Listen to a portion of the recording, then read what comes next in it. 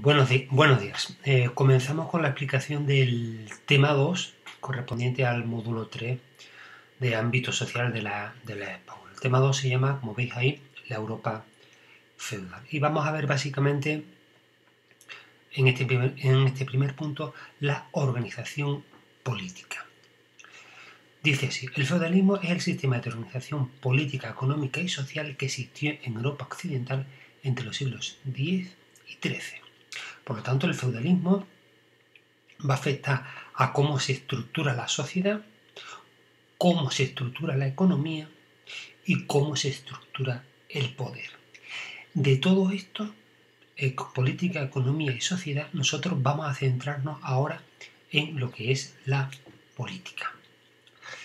Durante la etapa del feudalismo, los nobles eran los dueños de las tierras y dominaban a la población campesina.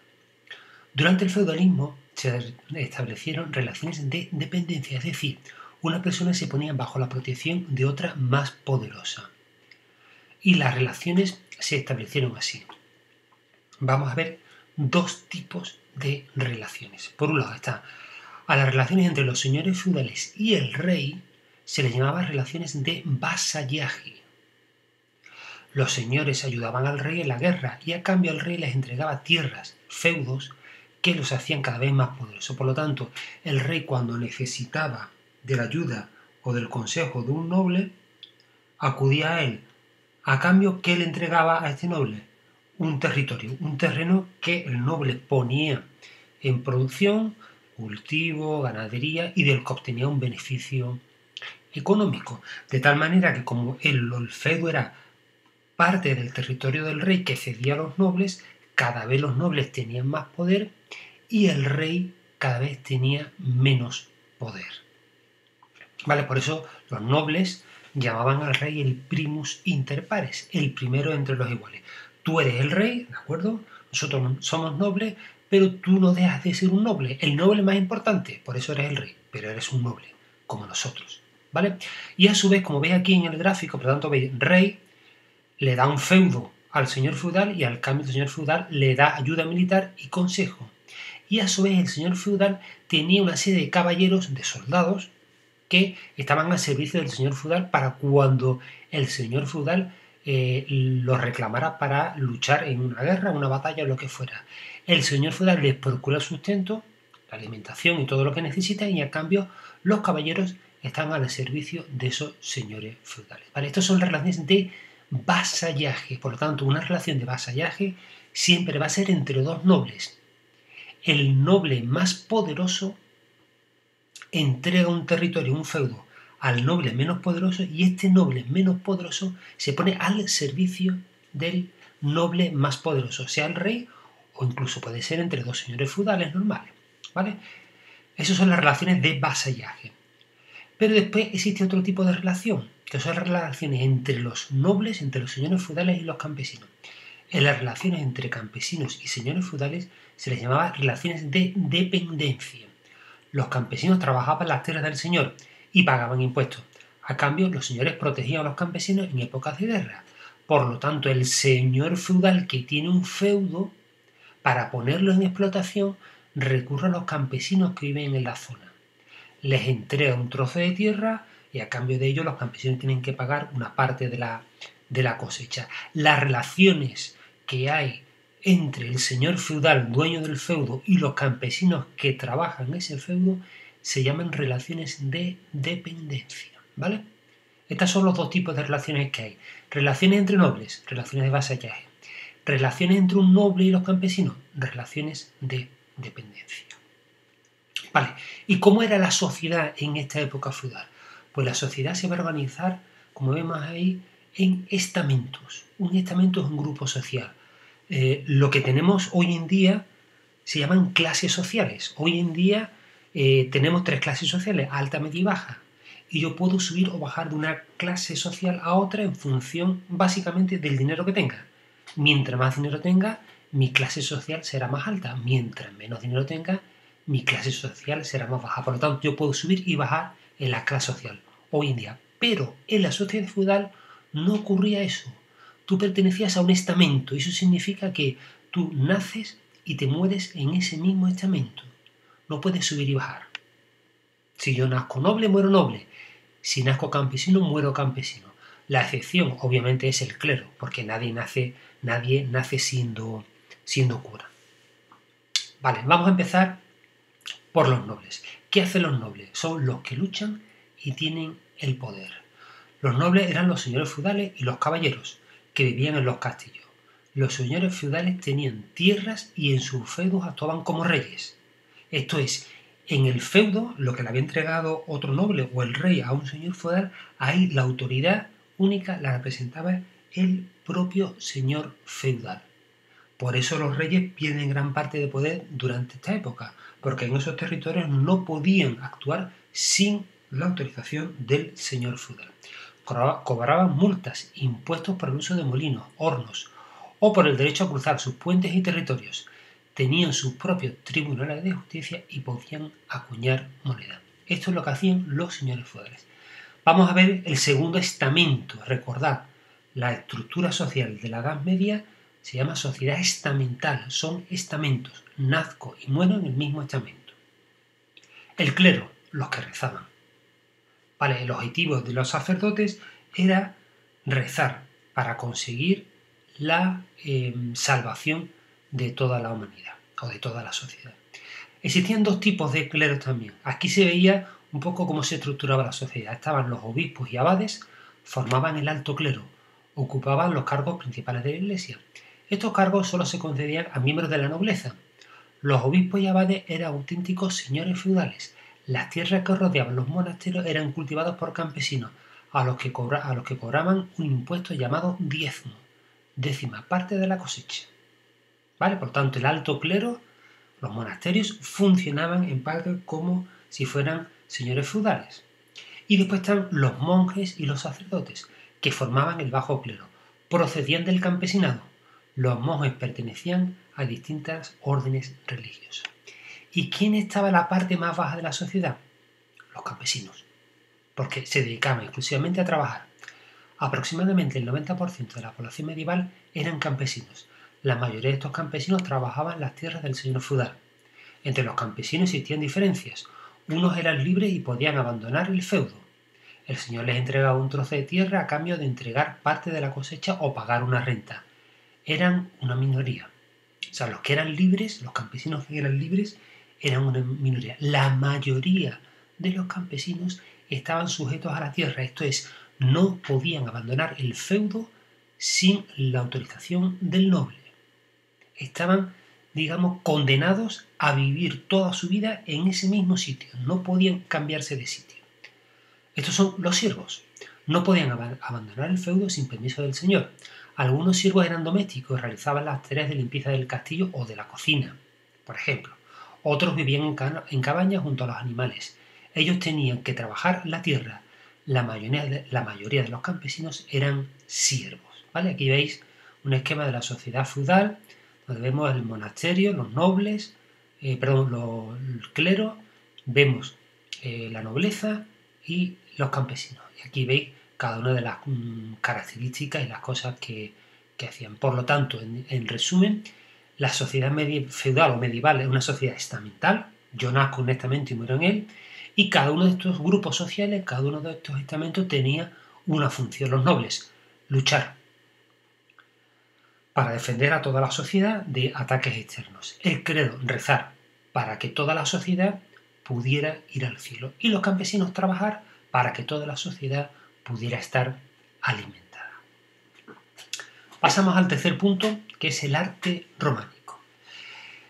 Al estilo de la Edad Media que se desarrolla entre los siglos X y XII se llama arte románico. Por lo tanto, a grandes rasgos, o por simplificarlo todo, el arte románico es el arte que se corresponde con la sociedad feudal.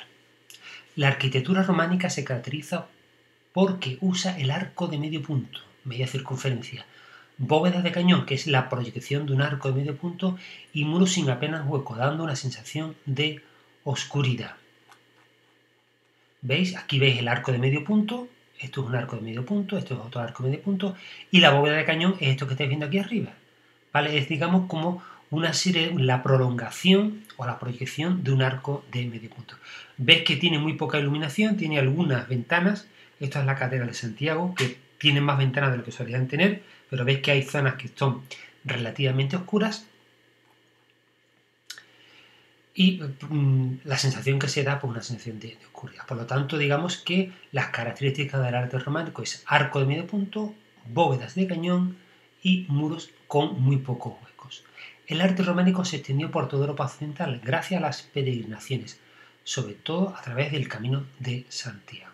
¿Vale? Aquí estáis viendo lo que es una planta de una iglesia. Fijaros que es una planta que se llama de cruz latina. Una cruz latina es una cruz como en la que murió Jesucristo. Tiene un palo largo y después tiene el tramo más pequeño, ¿vale? Esta es la nave central, que es la más ancha, y este que es el palo corto, digamos, o el travesaño corto de la cruz, es lo que se llama transepto, es el nombre que tiene, ¿vale? Aquí tiene repito, aunque pone aquí parte de una iglesia románica, en realidad es la planta de la iglesia de la Catedral de Santiago. Aquí estaban dos torres a los pies, dos torres grandes, tres naves, aquí veis una, dos y tres en el cuerpo principal, tres naves en el transepto, la principal y dos más pequeñitas a los lados, y después tiene una girola. Una girola es, como su nombre indica, un espacio por el que se gira, porque se recorre alrededor del altar mayor, que estaba situado aquí. Por lo tanto, yo puedo, y aquí en el centro, en una parte subterránea, estaban los restos del apóstol Santiago. Por lo tanto, los peregrinos podían dar la vuelta alrededor del lugar donde estaba enterrado el apóstol Santiago, mientras el cura daba misa del altar mayor sin interrumpir. Eran dos acciones diferentes. Y después, como veis aquí, también hay una serie de pequeñas capillitas. Aquí, por ejemplo, veis que hay 1, 2, 3, 4, 5, 6, 7, 8 y 9 que se llaman absidiolos, ¿vale? Este es el ábside, la cabecera, que es la parte, digamos, que sobresale del palo largo donde iría la cabeza de Cristo. Pues esto se llama la cabecera. Aquí hay pequeñas capillitas, que son en total 9 hemos visto, que se llaman absidiolos, ¿vale? Esto sería para dar distintas misas. Podría estar el cura principal dando aquí una misa y aquí dándose otras misas de forma simultánea, ¿vale? Para eso se hacían los absidiolos, ¿vale?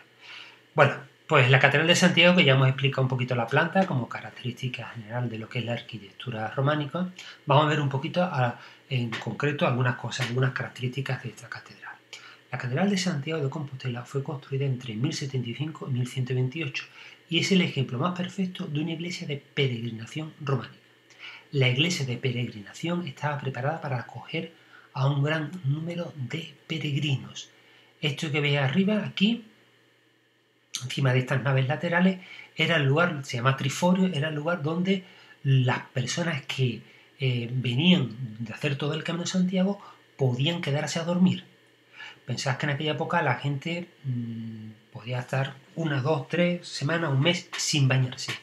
Imaginaros lo mal que se olía dentro de la catedral. Para eso se creó lo que se llama el botafumeiro, que es un incenciario que puede tener como 1 metro de altura, donde se echaban distintos productos que disimulaban el olor tan fuerte que existía en el interior de la catedral. Vale, bueno, la catedral, como ya indico, lo he explicado antes en el plano, ahora vemos aquí una reproducción ideal de cómo sería originalmente la Catedral de Santiago. Tiene 2 torres a los pies, una y otra, 3 naves, esta es la nave principal, aquí se ve una nave pequeña, aquí otra pequeña, en el transepto igual, una principal, aquí se ve una pequeña y la otra pequeña que está por el otro lado, aquí lo vemos, la nave central y 2 laterales, y en el transepto igual, nave central y 1 y 2 laterales. Girola, que en este caso servía para que los peregrinos rodearan el sepulcro del apóstol, enterrado en la cripta debajo de la capilla mayor. Esto de aquí es la girola, esto de aquí, y aquí estaría el altar mayor. Tribunas situadas encima de las naves laterales para acoger a un mayor número de peregrinos que dormían en la iglesia. Esto de aquí, las tribunas o triforios, que es esto de aquí. Aquí encima de la otra nave lateral también existía otra tribuna. Y 5 capillas radiales absidiolos en la girola, más 4 en el crucero transepto, para poder dar misa de forma simultánea. 1, 2, 3, 4, 5, 6, 7, 8 y 9. Vale, pasamos ahora a la escultura. Y lo vamos a hacer con esta pieza que veis aquí, que está en el Museo Arqueológico Nacional. El crucifijo de don Fernando y doña Sancha. Don Fernando y doña Sancha fueron reyes de Castilla. ¿Vale? Si no recuerdo mal, la fecha del crucifijo es 1063. La escultura tuvo mucha importancia en la Edad Media porque era la mejor forma de conocer la palabra de Dios para los analfabetos. Era una Biblia en imágenes, la escultura y también la pintura. ¿Por qué? Porque en aquella época el 90 y tantos % de la población no sabía leer ni escribir. Muchas veces ni incluso los reyes sabían leer y escribir. Por lo tanto, la única forma de acceder a la palabra de Dios, a los evangelios, a la Biblia, era mediante las imágenes que se hacían, como esta de aquí, que está reflejando la crucifixión de Jesucristo. Había un gran interés por la espiritualidad y desinterés por la correcta proporción del cuerpo humano. Fijaros que este cuerpo no es un cuerpo humano, la cabeza es enormemente grande, los pectorales, nadie tiene estos pectorales, ni estos abdominales, ni nadie tiene estos pies tan grandes. Da igual, porque el objetivo no es reflejar las proporciones exactas del cuerpo humano. El objetivo es reflejar la crucifixión de Jesús. ¿Vale? Este crucifijo de marfil fue realizado para los reyes castellanos don Fernando y doña Sancha en 1063. Representa a Cristo venciendo a la muerte, sin muestra de dolor y con los ojos abiertos. Eso es muy propio del románico. Se representa al Dios triunfante en la cruz. No es un hombre que muere crucificado, es un Dios que permanece de forma impasible a la crucifixión, como si no fuera con él, como si fuera un puro trámite sin el más mínimo problema. No hay ningún reflejo de dolor. Además, es un rostro impasible. En la Edad Media, mejor dicho, en la época feudal, Cristo es el Dios que triunfó, un Dios distante del ser humano, un Dios justiciero que nos va a juzgar de una forma bastante exigente. ¿Vale? Por lo tanto, hay una separación, no había, digamos, empatía entre la imagen de Dios y las personas. A los pies de la cruz, esto que estáis viendo aquí, aparece Adán en su tumba.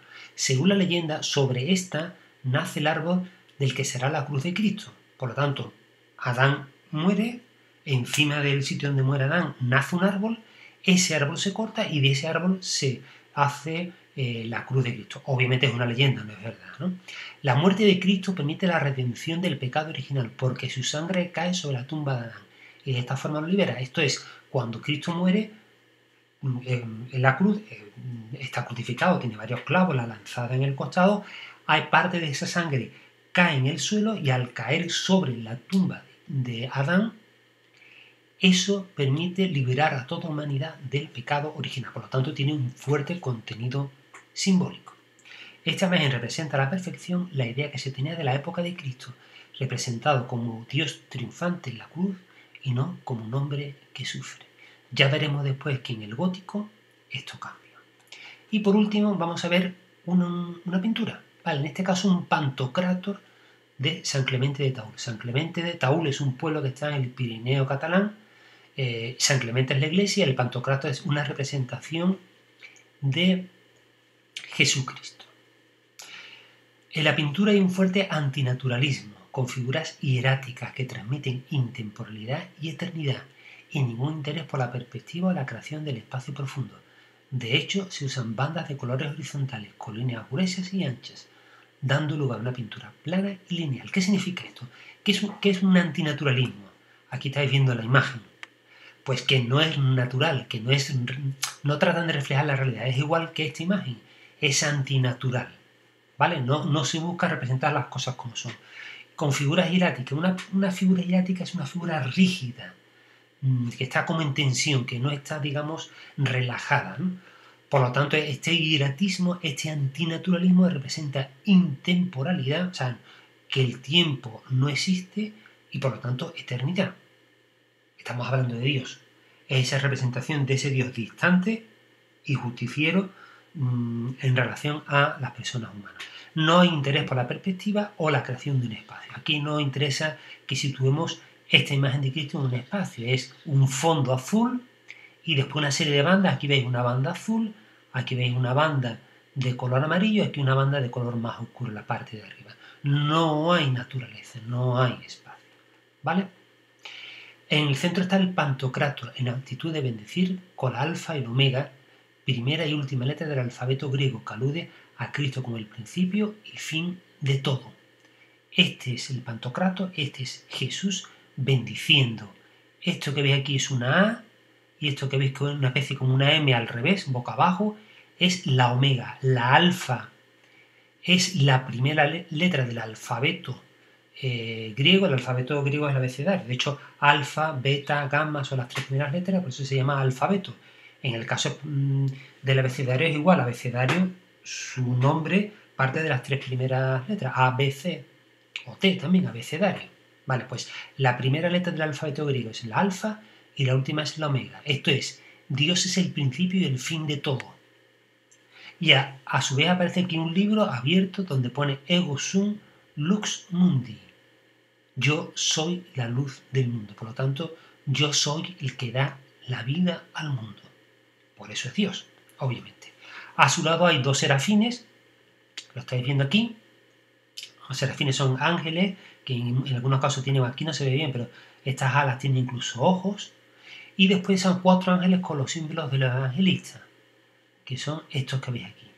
1, 2, 3 y 4. Los símbolos de los evangelistas son el ángel, el águila, el buey o el toro y el león, ¿vale? Representan a San Juan, San Ángel, San Mateo y San Marcos. Y en la parte inferior pues están apóstoles con la Virgen. Aquí tenéis incluso el nombre de algunos, por ejemplo, San Bartolomé, en fin, ahí se ven los distintos nombres de los distintos apóstoles y la Virgen.